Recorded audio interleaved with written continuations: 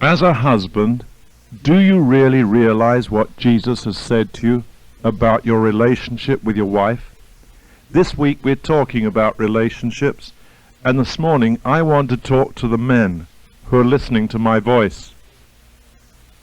Men, we have such a high calling in Jesus Christ as husbands, and I don't think many of us have really seen this. And I confess to you, I hadn't, not for many years. But when you look in the Bible, there's a verse there that's just for us. Let me share it with you. It's Ephesians chapter 5 and verse 25. Ephesians 5:25. This is to every husband listening to my voice. Husbands, love your wives just as Jesus Christ loved the church and gave himself up for her. Isn't that simple?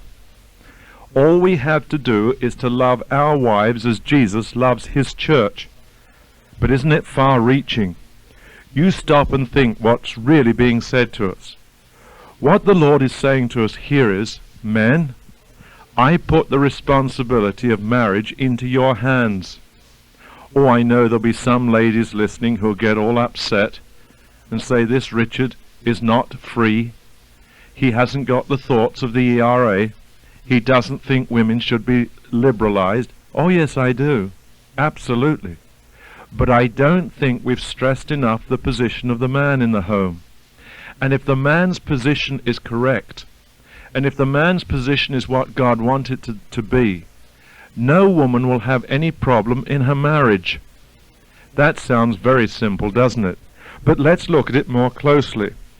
God has placed men in the center of the home to love their wives just as Christ loved the church.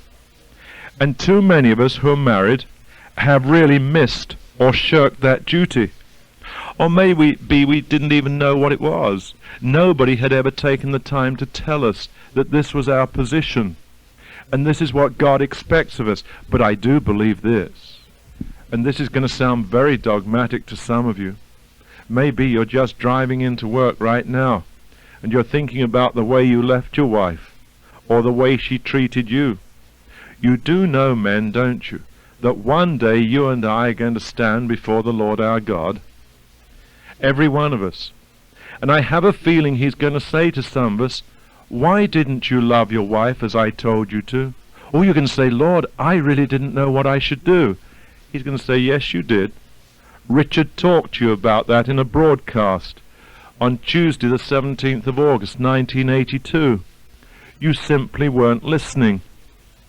Husbands, love your wives as Jesus Christ loved the church. Well, then there's a question.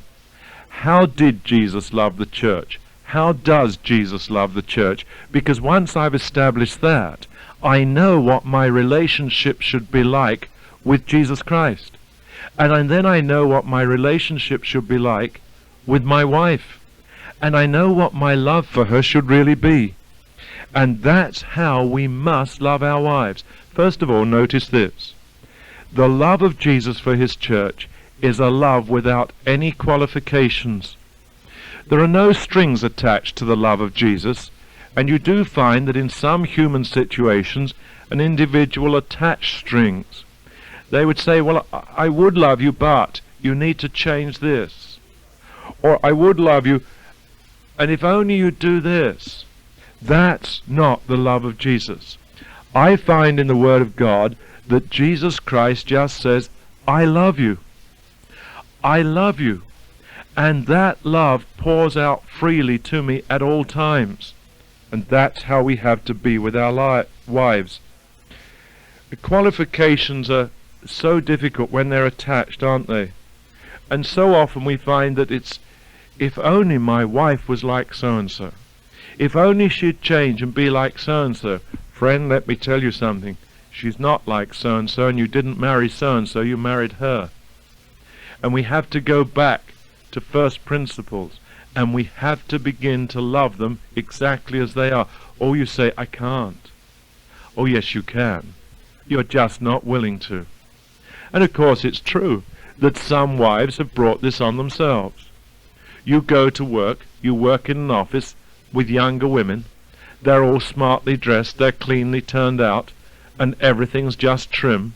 Of course, you don't live with them, you only see them at work. But then you get home and your wife's not like that. She's had a busy day with the kids, and she didn't even remember to clean up for when you came home.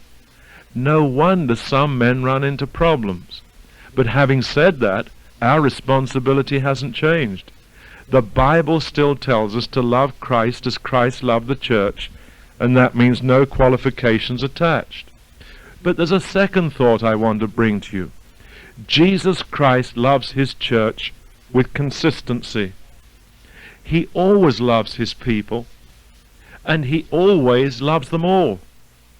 And it's got to be that sort of love in our marriage. That love has to flow at all times, and it's not just a question of feelings. You may say, "Oh, Richard, this is Monday morning. I always feel dreadful." Then Jesus wants to change you. He wants to make you free of the Monday morning problem that you've had for years. He wants to make you a new man in Jesus Christ. He wants that love to flow whether it's Monday, Tuesday or Friday, or even Saturday and Sunday, because there's got to be a consistency if we're truly to love our wives as Jesus Christ loved the church. Let me ask you something. Do you love her as you did when you dated her? Oh, Richard, we're married now. I know, that's the problem, isn't it? And the strange thing is this. There are men who are unfaithful to their wives, and they give the love for their wife to some other woman. God takes that terribly seriously. In the letter to Corinthians, he says to us that sexual sins are sins against our own body. And he takes that in a very strong way. And I think some men have forgotten that. God never takes this lightly. Our love has to be consistent. Do you hug your wife? Oh, well, I used to. Well then, where's the consistency of your love? Well, you see, we've been married 10 years. Isn't that wonderful? We've been married 28. And I confess to you that it's in the last few years the Lord has been showing me these things that I'm sharing with you. And it's beginning to make a difference. But why don't you love her as you did? Oh, you say, I do. Why don't you show it? What's the problem? Are you embarrassed? We were down at the shore one time with one of our sons, and I just happened to take my wife's hand, and we were walking along, and suddenly he turned to us. He said, "Don't do that. Stop acting like teenagers." Wasn't that great? We were dating again, and he was all upset. Our love has to be consistent like that, and if not, we're going to miss something, and so is she. There's something else about the love of Jesus for his church, and that is it's a love with humility. Some men are so proud, aren't they? They're the great I am of their situation. Maybe that's you. You know. You feel you're so great. Maybe you're the employer, and you've got to the top of the ladder, and you're in charge, and you are the great I am at work and at home. Let me tell you something. In Jesus Christ, that has to change. He's the great I am. You're never in first place with Jesus, but he'll set you free from some of that pride and self and ego. He'll get rid of that unholy trinity that's holding on to you. I can hear some wives saying, "Oh, that's my husband you're talking about." All right, what do you do to help him? Do you make it worse, or do you pray for him? Do you seek to get him freed up from that pride, that position of the great I am? You see, Jesus' love is never like that. There's always a humility in the love of Jesus, and it's just beautiful. It's quite fantastic. Look at the upper room scene and see Judas there. Do you realize that Jesus washed the feet of his disciples when he knew that Judas was the one who's going to betray him? He washed the feet of Judas. He loved him to the end. Do you also remember that he took the sop and handed it to Judas? An act of love, an act of friendship, and Judas received it. And in that room only two of them knew what was going on, Jesus and Judas, but the love flowed. and Judas rejected it. What a mess Judas was in. But also, the love of Jesus Christ for his church is a love that never fails. Oh dear. It may be I'm talking to a husband who says, "Oh, I don't love my wife anymore." Then you do understand, don't you, that you're not walking in Jesus. You've lost the consistency of that love, and that love that never fails has failed in you. You're not really walking in Jesus as you should. I had a friend came to me not very long ago and said, "Richard, for the first time in my life I've been unfaithful, and I no longer love my wife." You see, then we do not love our wives as Christ loved the church, for his love is undying and unfailing, and it's always there. So this throws a light on broken marriages, doesn't it? And broken marriage relationships, because wherever there's a broken marriage, Jesus Christ has ceased to be center. His love is not there as it should be, because if it was, that husband would love his wife as Christ loved the church, and she would respond to that love without any doubt at all. But then there's something else. His love is all-encompassing. The love of Jesus permeates the whole church when he's allowed to, and when he's set free. And that's how it should be for our wives. You know, some men just love in the bedroom. That's not the love of Jesus. They've missed it. They've lost it. They need to get back on track. It needs to be a love in the kitchen, the living room, as well as the bedroom, and even in the garden. But there's another thought.